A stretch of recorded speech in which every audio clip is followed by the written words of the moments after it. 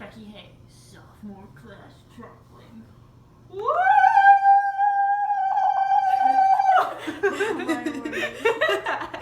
Okay. You're welcome. Alright. You ready? Okay. Do you go to church? If so, what church do you attend and how regularly do you attend that church? So I do go to church. I definitely go every week, or just about. And when I'm here at school, I go to Wally, or Wollaston Church of the Nazarene. And then when I'm at home, I go to the First Church of the Nazarene in my hometown. How long have you been attending church for? My whole life.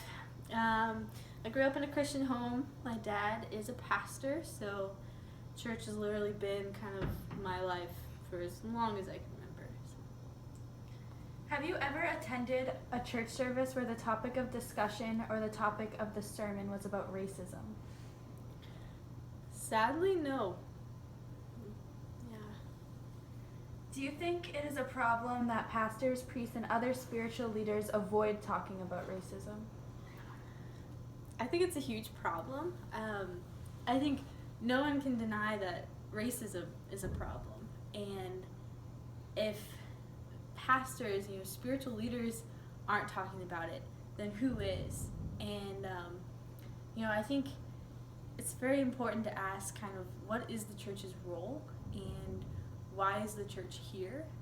And if it's not to help show love and healing to an area that's been hurtful and that's caused so many issues in our society and in the world overall, then, what is the church doing? I think a lot of times I think the church tries to stay away from social justice issues as a way to, one, just take the easy way out and to kind of back out and say, like, we're not going to get involved in this because we don't want to be seen and taken as wrong. And then I think also the church is afraid to be associated with maybe certain movements or with certain views when I think the sole identity of a church is to fight for justice and to fight for mercy and to show God's love. So, I think it's a huge problem. Do you think that pastors avoid talking about race on purpose? I think there's probably a lot of different things pouring into that. I think it probably depends on the pastor. I think a lot of the times it's not conscious. For one thing, pastors probably learn and are kind of conditioned, whether if they've been in church their whole entire lives or from what they know, that one, maybe they need to appear as that they've got everything figured out and they've got it together and that they can talk about issues but only specific ones. And so they don't want to bring up that type of issue. I think also, depending on the pastor's backstory, where the person came from, what they've been exposed to, what they find important. Some people don't see racism as an issue or don't really think it's that big of an issue because it hasn't personally affected them. And then I think also some pastors have to get stuck in the church politics of it all and get stuck in trying to keep their congregations happy, and they may be afraid to bring up certain issues. And then also the communities that they're reaching out to and the reputations they want to receive. There's a lot that goes into preaching a church, and it's hard to even begin to explain all of that.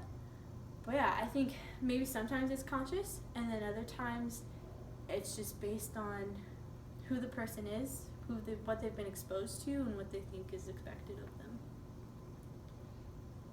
Do you think it produces major confrontation and underlying conflict among congregations? I think it does. One thing, I was with a group in Ferguson, Missouri, and we were talking to a church there where there was only about 2 or 3 people in the congregation of color, and the rest of the congregation was white. And you would think that being in Ferguson, Missouri, that they would have so many conversations about race and the problem that racism presents. And when the group was talking to them and asking them questions, they didn't have answers for us. They hadn't even had conversations. And you could tell that some of the people of color in that congregation had felt uncomfortable at times because they were the only black person there, or because of some of the people in the church treating them differently, or them being looked at a little bit differently. And so it's sad to think that in a place that's supposed to be, just the outpouring of God's love and the outpouring of acceptance and sharing lives together and sharing stories together, that people can actually and will feel uncomfortable. And then also, I think I've heard it argued that Sunday mornings is the most segregated hour in the country every week. And I think that's true.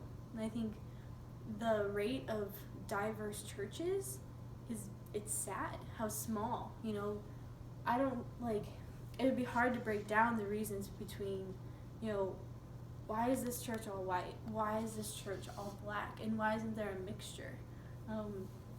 I think it's hard to find answers to that, but it is a fact that we kind of have to acknowledge, and we have to kind of ask ourselves, what are we going to do from there? Can you think of any examples of confrontations that this topic produces?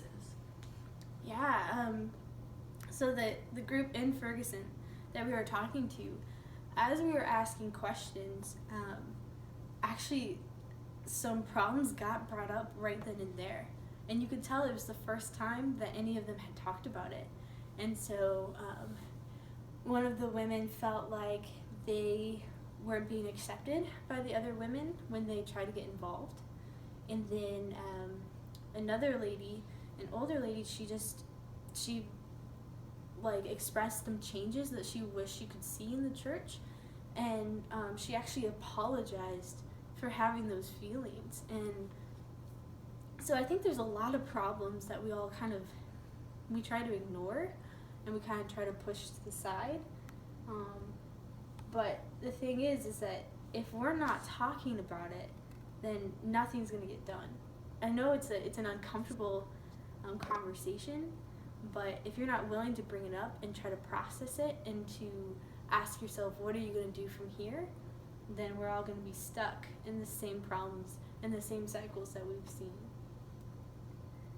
What would you say are the benefits of talking about racism in a church service? I think being able to bring it up in an atmosphere that's not meant for opinion, in an atmosphere that's not meant for people just to express their bias or what they've exactly heard on the news. There's no there's no media twists on things that are happening. There's no one there trying to gain an audience. It's really just an atmosphere of people who are seeking God in their lives and seeking to make a difference in the world that they live in. And so I think bringing it up in that atmosphere and in certain ways is one of the best ways to be able to talk about it, to talk about it in a loving way, to talk about it in a way where you're willing to listen and to be open and support one another and support what each other has gone through. I think it's the best atmosphere to do that. Would this cause any problems? I hope it does, honestly. Yeah, I think it may cause problems. It might make people uncomfortable. It might bring up a lot of complaints about, well, this isn't in the church's doctrine, or, the 11th commandment is thou shalt talk about racism. It's like, so there's some arguments, that may be, why are we talking about this when we could be learning about, scripture or, how exactly to live our lives. But I think the disconnect there is that racism is a part of our lives and it's a part of our world, and we have to accept that. I think also people might not see the importance of it. They may see problems with now kind of the political associations and the movements, like the Black Lives Matter movement, how that's associated with the racism problem, and how that might be a way they might see it as the church trying to support that or not support that, when really, the church has a certain set of beliefs, and they're just trying to support why the church is here. So yeah.